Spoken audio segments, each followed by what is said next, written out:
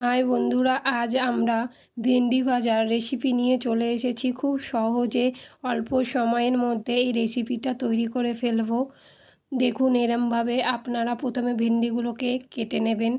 কেটে ভালো করে ধুয়ে নেবেন। তারপরে একটা পেঁয়াজ আর 4টে কাঁচা লঙ্কা লাগবে।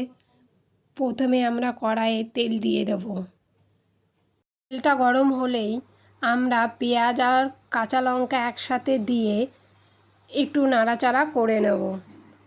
প্রায় 2-1 মিনিট ধরে নাড়াচাড়া করতে হবে। পেঁয়াজটা ভাজা ভাজা হয়ে গেছে, এরপর আমরা গোটা জিরে দিয়ে দেব। গোটা জিরে দেওয়ার পরে আমরা একটু নাড়াচাড়া করে নেব ভালো করে, একটু যাতে ভাজা ভাজা হয়ে যায়। তারপরে আমরা ভেন্ডিটা ঢেলে দেব কড়াইয়ের মধ্যে। ভেন্ডিটাও ভালো করে নাড়াচাড়া করে নিতে হবে। 1-2 মিনিট ধরে খুব ভালো করে নাড়তে হবে। স্বাদ অনুযায়ী নুন দিয়ে দিতে হবে।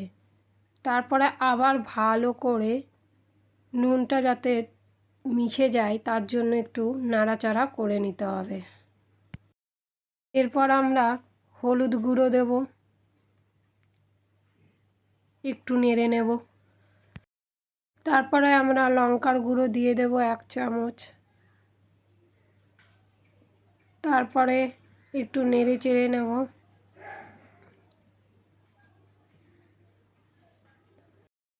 খুব ভালো করে কষিয়ে ভাজতে হবে। 7-8 মিনিট ধরে নাড়তে হবে। তাহলেই আমাদের কমপ্লিট হয়ে যাবে আজকের ভেন্ডি চচ্চড়ি।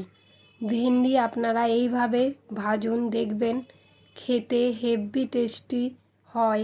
আর আপনারা খেয়ে বলবেন যে সত্যি কি দারুণ একটা রেসিপি খেলাম। আমাদের কমপ্লিট হয়ে গেল আজকের ভেন্ডি চচ্চড়ি, ভেন্ডি ভাজা।